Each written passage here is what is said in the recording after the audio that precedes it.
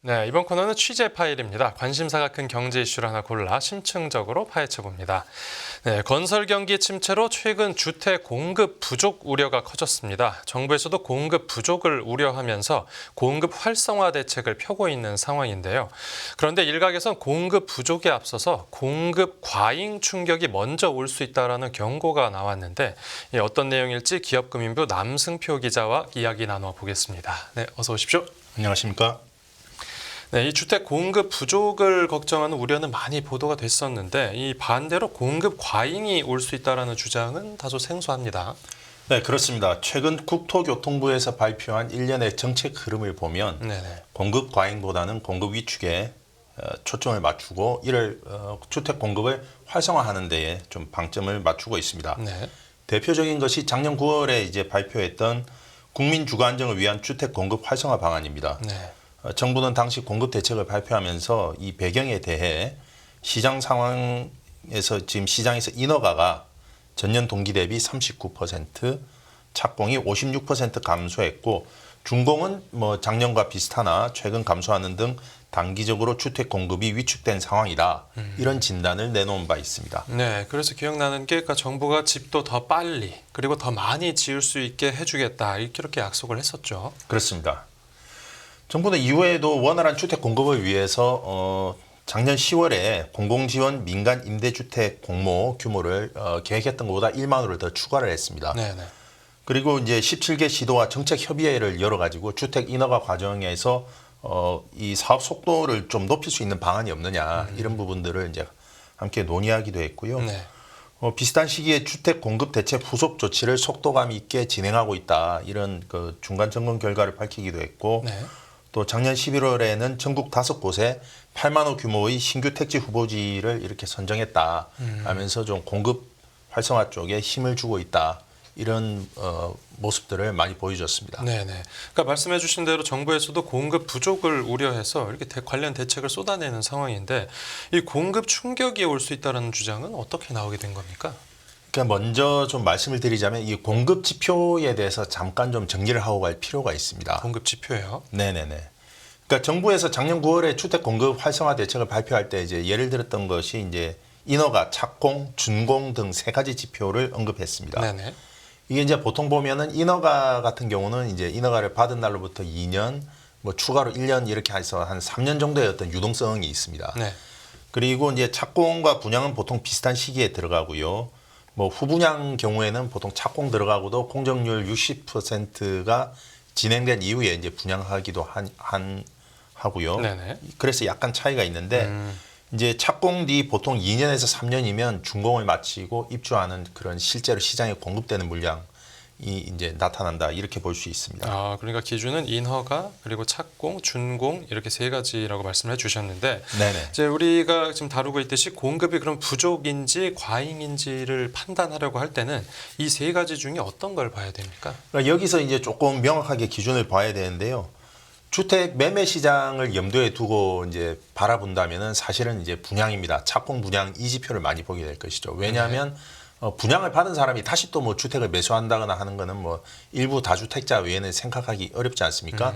따라서 이제 분양이 많다 이러면은 좀 기존 주택 매매 시장에서의 어떤 매수 압력이 좀 완화된다 이렇게 이제 볼 수가 있고요. 네. 그다음에 전세 시장을 볼 때는 이 준공입니다. 이제 입주 물량을 봐야 되는데요. 네. 입주하기 위해서는 사용 승인 허가가 나야 되고 즉 준공 허가가 나야 됩니다. 네. 따라서 준공 물량이 실제로 바로 시장에 공급되는 주택 물량이라고 볼 수 있습니다. 그러면 그러니까 수요가 많은지 적은지를 볼 때는 그러니까 분양을 보고 공급은 그 준공을 봐야 된다 이런 거니까 그러니까 공급 충격이 올 거라는 건 결국 준공되는 물량이 쏟아질 거다 이렇게 봐도 되는 거겠죠. 그렇습니다. 제가 말씀드리고 싶은 것은 이 준공 부분, 특히 입주와 관련된 지표에 있어서 우리가 뭔가 좀 놓치고 있는 부분이 있다. 그래서 현재 지금 주택 시장을 받치고 있는 게 사실 이제 보면은 전세 가격이 주택 매매 가격을 좀 받치고 있다. 이런 이야기들을 많이 하시는데요. 네. 이 전세 시장에 좀 충격이 올 수 있다. 이런 말씀을 드리고 싶습니다. 그러면 그 준공 물량이 뭐 더 나올 수 있다. 아니면 뭐 정부 예상치가 틀렸다. 뭐 이렇게 봐도 되는 겁니까? 그러니까 정부에서 예상하지 못했던 대규모 입주 물량이 나올 수가 있다는 이야기입니다. 네. 이게 이제 왜 그러냐면요. 한국부동산원에서 이제 그 민간 업체와 같이 협업을 해서 발표하는 공동주택 입주 예정 물량이라는 자료가 있습니다. 네네. 통계는 아니고 이제 입주 예정 정보 제공 차원에서 뭐 제공하는 정보라고 하는데요. 네네네. 이게 이제 지난 2022년 2월에 처음 이제 발표를 시작해서 반기 단위 이제 6개월 단위로 전망치를 발표하고 있습니다. 현재 시점으로부터 향후 2년간 입주될 아파트가 얼마다 이런 식으로 이제 발표를 하는 것인데요. 네. 이게 이제 2022년까지의 전망치는 어느 정도 맞아 떨어졌습니다. 준공 물량하고 비교를 해보면 예정 물량이 거의 한 90% 수준에서 거의 일치를 했었거든요. 네. 그런데 지난해의 이 예정치와 준공 지표를 비교를 해봤더니 큰 폭의 차이가 목격이 됐습니다. 큰 폭의 차이요? 네, 그렇습니다. 네. 이게 이제 작년 아파트 입주 물량을 예를 들어보겠는데요. 작년 입주 예정 물량은 부동산원에서 총 3차례 발표했습니다. 네. 2021년 12월 기준, 그다음 2022년 6월 기준, 그리고 2022년 12월 기준 이렇게 3차례 발표를 했었는데요. 예. 뭐 이게 예상치니까 당연히 수정이 될 수는 있습니다. 네. 그리고 2023년에 가까워질수록 좀 더 정확한 전망치였을 것이다. 뭐 이렇게 볼 수 있는데요. 네. 지난 2021년 12월 기준으로 제시했던 23년 입주 예정 물량은요. 전국 41만 7천 호였습니다. 네. 그런데 두 번째 전망에서는 41만 1천 호로 소폭 수정이 됐고요. 아, 조금 줄었네요. 가장 마지막 전망에서는 2022년 12월 기준으로 발표한 거죠. 여기에서는 44만 3천 호가 입주할 것이라고 제시를 했습니다. 3만 호 정도 여기 늘어났고요. 그렇습니다. 세 번째 전망에선. 그런데 작년 말에 국토교통부에서 발표한 실제 준공 지표에서 아파트는 네. 25만 5천여 호밖에 되지 않았습니다. 여긴 차이가 좀 있네요. 그렇습니다. 네. 첫 전망하고 비교하면 16만 호, 가장 최근 전망과 비교하면 무려 18만 호가 차이가 나는 겁니다.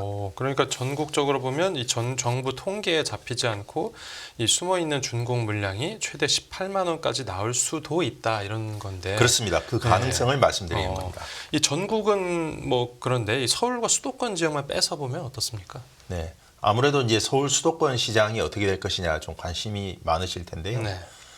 부동산원에서는 서울 그 아파트 입주 물량에 대해서 작년에 5만 호, 3만 8천 호, 3만 3천 호 이렇게 3차례 전망치를 제시했었습니다. 네. 가장 최근 전망치가 3만 3천 호죠. 그런데 실제 준공은 얼마였냐면 1만 3,400호에 그쳤습니다. 예. 그렇다면은 약 2만 호 가량 입주 물량이 사실상 더 나올 수가 있다는 이야기가 됩니다. 그러네요. 수도권을 살펴보면은요, 네. 서울을 포함해서 네네. 3차례 나온 것이 23만 7천여 호, 21만 6천여 호, 23만 1천여 호 등 3차례를 제시했습니다. 네. 그런데 작년 말 기준 실제 준공은요 14만 호 부근입니다. 따라서 최소 7만 6천 호에서 최대 9만 6천 호 정도의 입주 물량 차이가 나타난 겁니다. 그러니까 전국으로도 봐도 많고, 그러니까 수도권으로 보면 그 비율로 따졌을 때는 더 많아 보이기도 하는데 이게 민간 통계하고 정부 통계가 뭐 구체적인 집계 방식이 다른 겁니까? 이게 이제 민간 통계라고만 할 수도 없습니다. 왜냐하면 이게 한국부동산원은 공공기관이기 때문에요. 네네. 그래서 부동산원에서 이제 발표한 것이 왜 이렇게 그럼 실제 그 지표와 차이가 났느냐. 네. 이게 그러면은 예측이니까 잘못 예측할 수도 있지 않겠느냐라고 생각하시겠지만은 이 입주 예정 예측은 그냥 예측을 하는 게 아니고요. 네. 제가 앞서서 인허가가 있고 착공이 있고 준공이 있다고 말씀드리지 않았습니까? 네. 착공할 때는 착공 신고를 하게 되어 있습니다. 네. 공사에 들어가니까요. 이 신고된 거를 바탕으로 해서 공사 기간을 보통 이제 어느 정도 30개월 플러스 마이너스 6개월 정도로 이제 추산을 해서 입주 예정 물량을 내는 겁니다. 따라서 이게 이제 입주 예정 물량 전망이 실제 신고한 착공 지표를 기초로 하기 때문에 네. 이렇게 큰 폭으로 틀리는 것은 사실 좀 이례적이라고 볼 수 있습니다. 이렇게 좀 차이가 나는 게 그 이전부터도 좀 있었던 일입니까? 그러니까 이제 공사라고 하는 것이 이제 흔히 보면 좀 변수가 있을 수 있기 때문에 왜냐하면 이제 뭐 예를 들어서 지방 공사를 들어가는데 예상 못한 안반이 나왔다든지 혹은 또 이제 공사를 발주한 발주처 측과의 어떤 뭐 설계 변경에 있어서 협의가 잘 안 된다든지 뭐 이런 식으로 해서 공사 기간에 있어서 어떤 가감은 좀 있을 수 있습니다. 네. 그런데 이 정도로까지 좀 늘어나는 것은 사실 좀 보기 드문 예라고 볼 수 있고요. 네. 그다음에 이제 과거에는 보면은 보통 경기가 어려울 때에 좀 이런 일이 있을 수도 있습니다. 왜냐하면 이제 시행사가 부도가 나버린다든지 네. 혹은 시공사가 부도가 난다든지 또 공사비가 제때 이제 들어오지 않을 경우 뭐 유치권 행사에 들어가면서 공사 현장에 장기가 멈춰버리는 일들도 있었습니다. 그러니까 뭐 이제 원래 차이가 있는 게 뭐 당연한 거지만, 그러니까 지금 나오는 통계는 차이가 생각보다 너무 많이 나서 문제가 그렇습니다. 된다, 이런 설명인 것 같습니다. 근데 이 최근에 공사가 그러면 중단되거나 좀 지연된 건 이제 지금 문제로 떠오른 그 프로젝트 파이낸싱 대출 불실이나 이 공사비 증액이 원인이겠죠. 그럴 수 있습니다. 공사비 증액이 문제일 수도 있고 PF 관련된 유동성 조달의 문제일 수도 있고요. 또 이제 과거와 달리 또 한 가지 좀 실무적인 건데 네. 요즘 서울 수도권 같은 경우는 좀 초고층 아파트를 많이 짓지 않습니까? 네. 그러다 보면은 이전에 아파트 짓던 거에 비해서 공사 기간이 더 소요될 수 있습니다. 아무래도 밑으로도 더 파야 되고요. 네. 또 위로도 더 올리다 보니 좀 더 튼튼하게 지어야 되는 뭐 여러 가지 것들이 있어서 그렇습니다. 네. 그런데 과거에 어떤 공사가 지연되던 것과 현재와는 좀 차이가 있습니다. 예. 왜냐하면 이번에 PF 사태에서 아마 우리 시청자분들께서 많이 접하셨겠지만은 많은 건설사들이 책임 준공 약정이라는 것을 걸고 공사를 시작합니다. 책임 준공 약정이 뭐죠?